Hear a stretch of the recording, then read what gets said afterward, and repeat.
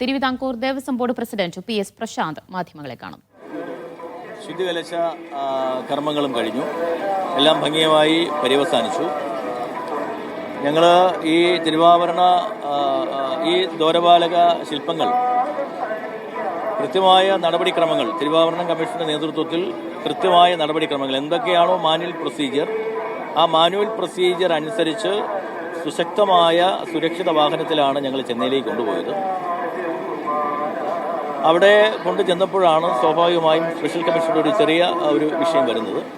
ഞങ്ങളത് കൃത്യമായി തന്നെ ബഹുമാനപ്പെട്ട ഹൈക്കോടതിയെ ബോധ്യപ്പെടുത്തുകയും ബഹുമാനപ്പെട്ട ഹൈക്കോടതിക്ക് അത് ബോധ്യമാവുകയും ഞങ്ങൾക്ക് അത് പ്ലേറ്റ് ചെയ്ത് തിരിച്ചുകൊണ്ട് ഇവിടെ വന്ന് സ്ഥാപിക്കുവാനുള്ള അനുമതിയും കിട്ടി.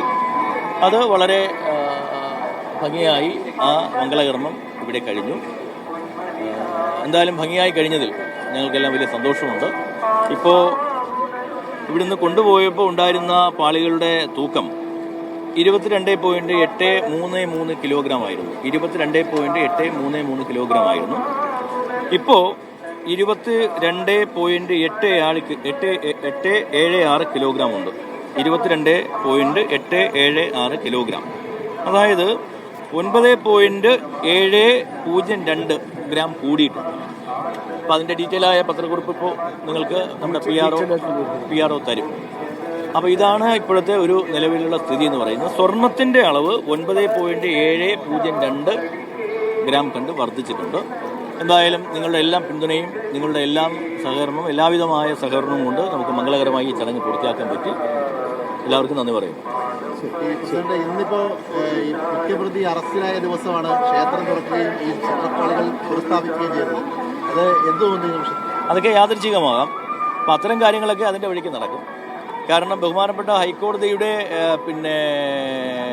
നിരീക്ഷണത്തിലാണ് ഈ അന്വേഷണം നടക്കുന്നത്. നമുക്ക് ദേവസ്വം ബോർഡിൻ്റെയും സർക്കാരിൻ്റെയും ആഗ്രഹം എന്ന് പറയുന്നത് നഷ്ടപ്പെട്ടു പോയ സ്വർണം ഭഗവാന്റെ ഒരു തരി സ്വർണ്ണമെങ്കിലും നഷ്ടപ്പെട്ടു പോയിട്ടുണ്ടെങ്കിൽ അത് തിരിച്ചു പിടിക്കണം, കുറ്റവാളികളെ മാതൃകാപരമായി ശിക്ഷിക്കണം. ഇത് രണ്ടും നടക്കുമെന്ന് ഞങ്ങൾക്ക് വിശ്വാസമുണ്ട്. അത് നടക്കുകയും ചെയ്യും. ഓക്കെ. വളരെ ഭംഗിയായി സ്വർണ്ണപ്പാളികൾ പുനഃസ്ഥാപിക്കുന്ന ചടങ്ങ് അത് പൂർത്തിയാക്കാൻ കഴിഞ്ഞു. ഒരു തരി സ്വർണ്ണമെങ്കിലും അയ്യപ്പന്റെ നഷ്ടമായിട്ടുണ്ടെങ്കിൽ അത് തിരിച്ചെടുക്കും എന്നാണ് ദേവസ്വം ബോർഡ് പ്രസിഡന്റിന്റെ വാക്കുകൾ.